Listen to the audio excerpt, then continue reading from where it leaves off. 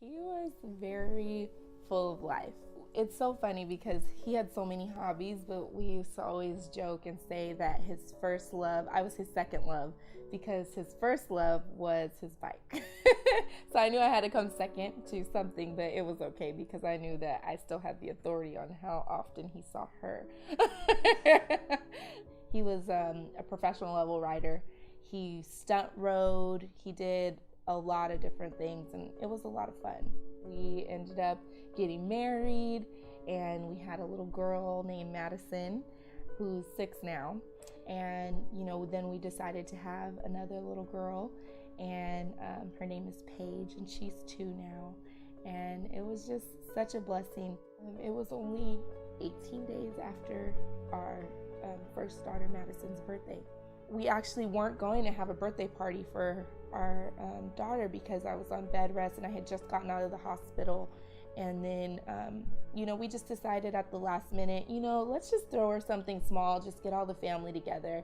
And I am so grateful every day that we did that because for a lot of our family, it was the last time they got to see him. I remember that I was starting to get swollen because I was pregnant, and I couldn't fit my wedding ring anymore. So I took it off and I spent the whole day at Claire's trying to find just a little dummy ring so that, I could still, because I look 12, let's be real, So people would look at me like, oh, you're pregnant. And I'm like, no, I'm married. So, so I spent the whole day looking for a ring. And I was trying to wait up for him so that I could show him the ring that I chose. And he would usually be home around at midnight on the dot every single night. And I woke up at 12:05.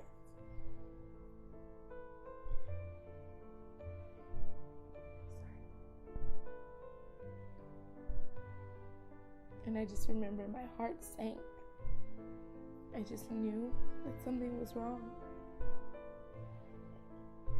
And so I tried to call him.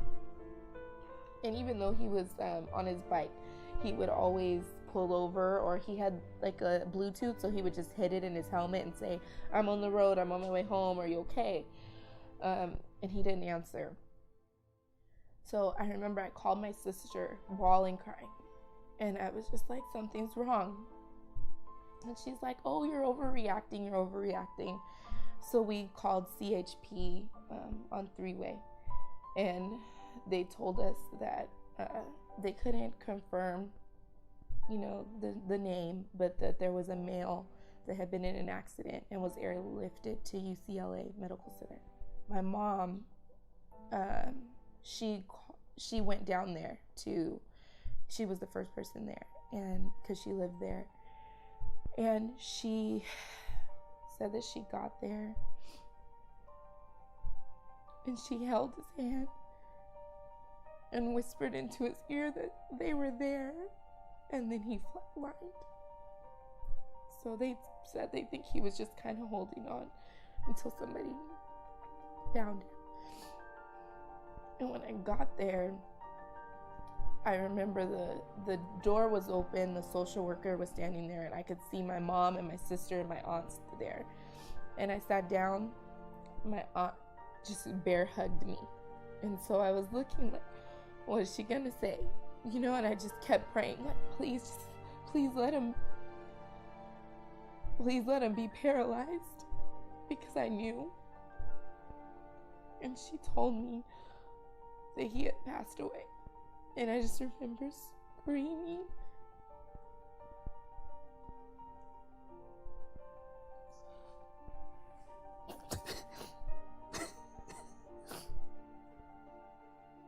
It's so weird when you go into a hospital room and you see someone laying in the bed with all these machines hooked up, but there's no noise. When you go in a hospital, you hear the beep, beep, beep, and I kept saying, why aren't these on? Why aren't these on? Because he looked like he had just, been in a fight or something. He just had a black eye and he had on a neck brace. And he looked fine. He looked like he should be able to just get up. After he passed away,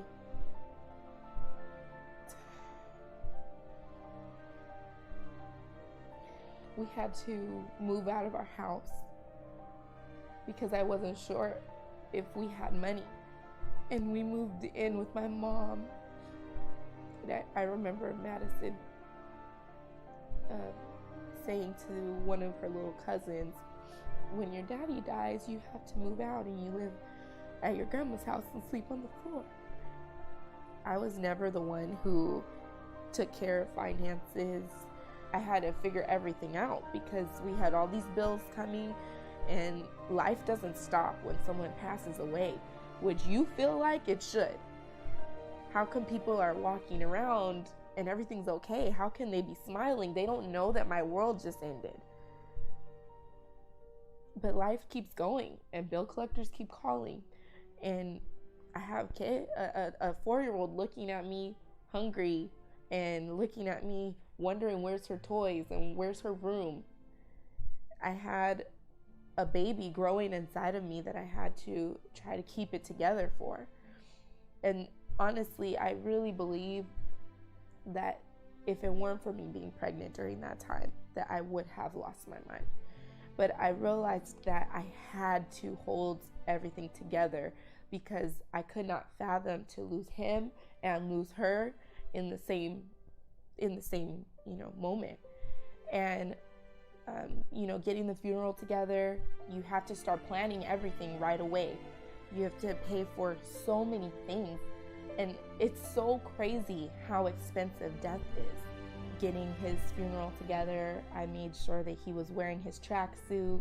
I made sure that we had bikers everywhere, and I just wanted it to be very true to him. And I think that we accomplished that, so it made me feel very proud. We're a young married couple. We had the lowest of insurance for medical, for everything, and so we never thought that we could afford life insurance. And when we got our raises, someone mentioned to us, maybe you should put away some of your raise into life insurance, and then that way it won't affect you. You won't miss that money coming in.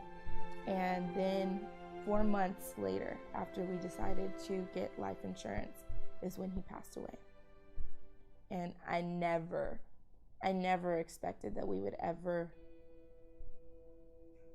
You just don't think that something like that would happen to you, especially at our age.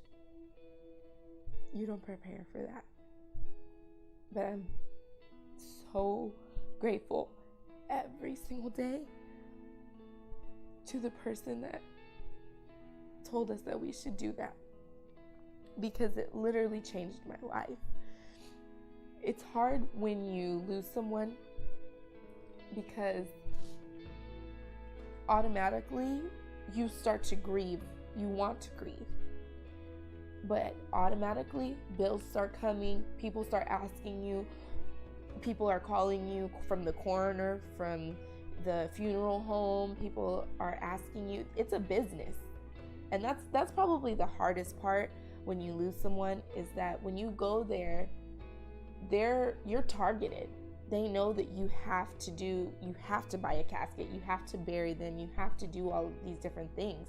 And for them, it's a business, and they're trying to upsell you on this and that, and you have no money. So I realized during that time that life insurance, it definitely gives you the luxury to grieve. And it's so crazy to think of being able to grieve as a luxury, but when you have people calling you, and I had just a little over $3,000 in my bank when he passed away, and I had a 4-year-old daughter, and I was pregnant. How was I gonna raise them? I had nothing. I couldn't even barely afford for his casket. And it just really brought a weight off of my shoulders when I realized that we had life insurance. And because that check came, I was able to pay for his service, pay for his funeral. I was able to pay off all of our debt, pay off our cars, and I was even able to buy a house. And that day was the best day of my life when I was able to open the door to my daughter's room and she saw all of her toys again. It seems like something so small, but to a 4-year-old who just lost everything,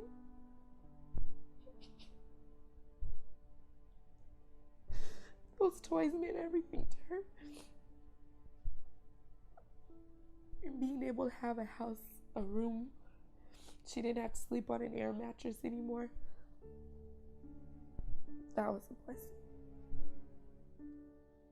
From the time that Lloyd passed away, a lot has changed now. And life has been moving forward in such a beautiful way.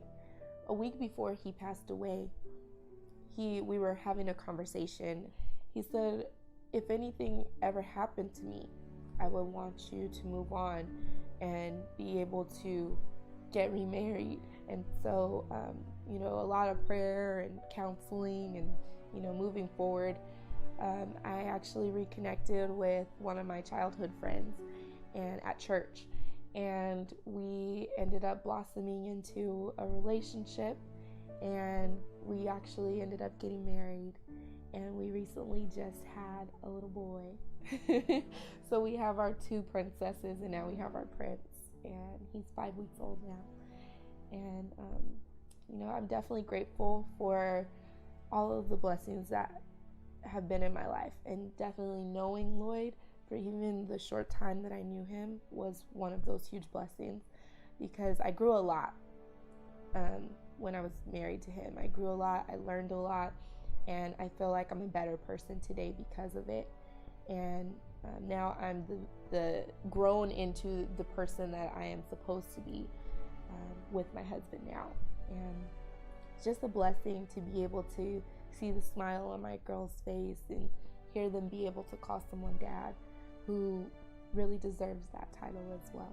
So I'm just very thankful, grateful, and if there was something that I would want for people to take from Lloyd's life, is that it doesn't matter how old you are, it doesn't matter where you are in your life. If you feel like you can't afford it, or you feel like things are more important, life insurance is so important, especially if you have kids, you have a family. But even if you don't have that, someone is here after you're gone, and someone is going to be so grateful when they're able to have someone call them and say, I have a check for you, and it's okay, you can grieve.